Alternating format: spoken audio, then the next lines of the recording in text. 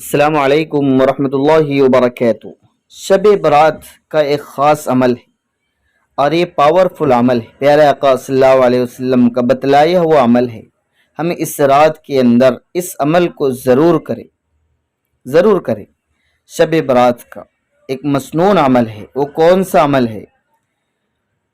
اللہم انی اعوذ برضاک من سخطک وبمعافاتک من عقوبتک وأعوذ بك منك جل وجهك لا أحصي ثناء عليك أنت كما أثنيت على نفسك، رواہ مسلم والبہقی عن عائشہ رضی اللہ عنہا، رواہ مشکات۔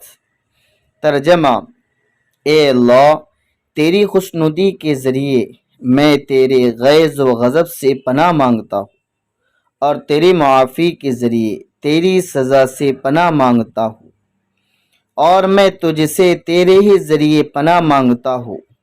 تیری ہستی بہت عظیم ہے، میں تیری پوری تعریف بیان نہیں کر سکتا۔ لا احصی ثناء علیک، میں تیری پوری تعریف بیان نہیں کر سکتا۔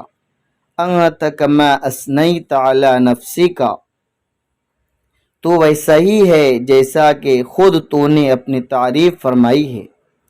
ایک روایت میں ہے کہ آپ صلی اللہ علیہ وسلم نے اس دعا کے بعد یہ بھی فرمایا کہ میں بھی وہی کہتا ہوں جو میرے بھائی حضرت داؤد علیہ السلام نے دعا کے دوران سجدے میں کہا تھا کہ اغفر وجہی فی التراب لسیدی وحق لہ ان یسجد، رواہ البہقی۔ ترجمہ: میں اپنا چہرہ خاک میں ملاتا ہوں، مٹی میں ملاتا ہوں اپنے مالک کے سامنے، اور اس کی یہی شان ہے کہ اسے سجدے کیے جائے۔ تو ناظرین، یہ دعا ہے، یہ عمل ہے، ہم اس مبارک رات میں جاگ کر اس دعا کو ہم ضرور پڑھیں، اس دعا کا ہم ضرور اہتمام کریں۔ یہ بڑی بابرکت اور نورانی رات ہے، یہ ہمارے فیصلوں کی اور ہماری تقدیر بدلنے کی رات ہے۔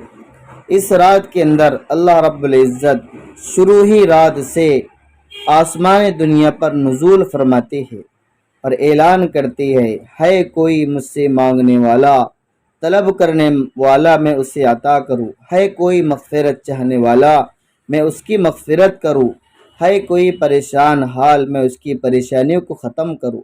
یہ مرادیں پوری کرنے کی رات ہے، تقدیر بدلنے کی رات ہے۔ اس عمل کو ہم اس رات میں ضرور کریں۔ والسلام علیکم۔